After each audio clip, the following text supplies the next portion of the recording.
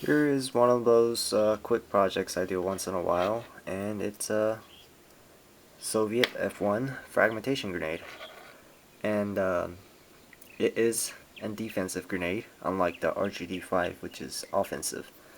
And if you don't know the difference, you just have to look it up on Google. There's no secrets there.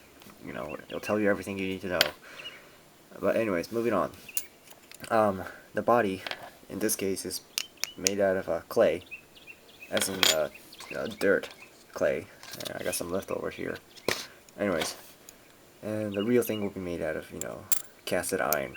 But yeah, so, nothing fancy. It's just clay body painted with just paint, I guess. And this is a display model. This is display only, as it is a cutaway model. So you guys can see how it works mechanically, and actually you can look it up on Google, and it'll tell you how it works and stuff. You just have to look up specific terms like the name of the fuse, which is UZRGM fuse, and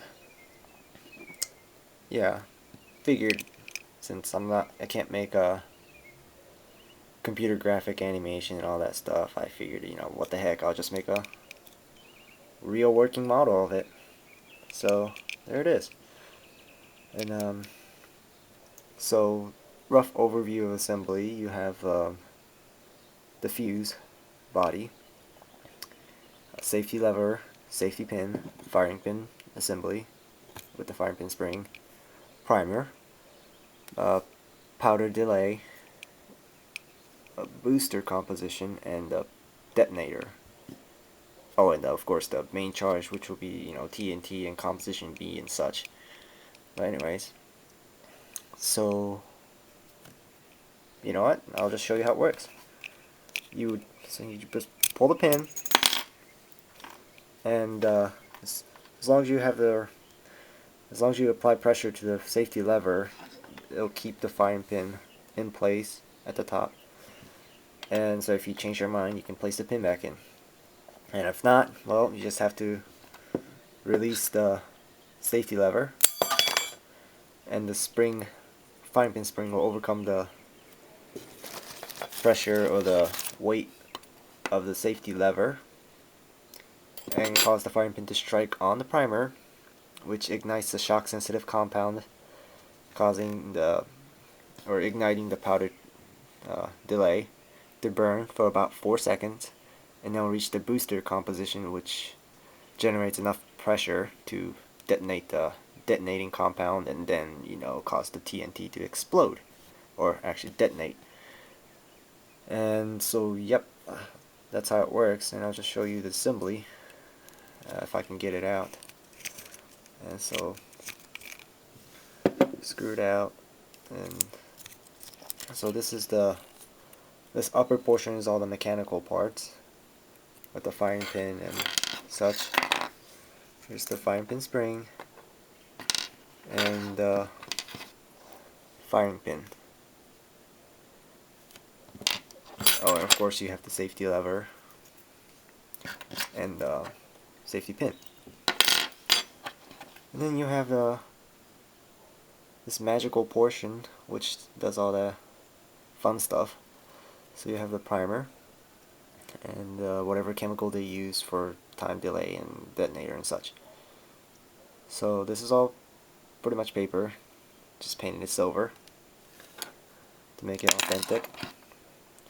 And so yeah, this is not like a how-to or tutorial, because you know what, I'm not provoking anyone to make these things. I'm just showing other people who wants to know how things work, and you know what, this is just showing how this fuse works. So if you want to be, or if you want to make it, that's absolutely fine. It's just, that's none of my business. Just know what you're doing and try to stay out of trouble. So that's pretty much it, really. It's Once you start making these things, it gets really interesting how, well, you start understanding what the engineers were thinking in designing these things, and it's really, it gets pretty intense learning about these things. And, oh, also, I'm not sure if this is the part of the design or is what they wanted when they made this thing, but, when you, when the, when people throw these grenades, when the firing pin strikes the primer, it generates a really, really loud popping sound. And there's a video of a couple of tourists in Cambodia throwing a RGD5 with this fuse. And it's just, pay thing, pay $20 and you get throw a grenade in a pond. But anyways, so he, well, like most people, pulls the pin out and tries to throw it and releases the pressure on the safety lever, and the thing just pops, causes a really loud pop, and he gets scared and he drops the grenade right in front of his feet. And, well, luckily the guide shoved him away far enough so no one was hurt. But yeah, so it might be due to the fact there's no gas relief vents on the fuse. That's what might cause the primer to pop out and cause that popping sound. But it's just one of those things you should be aware of, in case you actually get a hold of one of the real things and get to throw it. So yes, there will be a loud pop, so don't be afraid, be brave, and stay safe.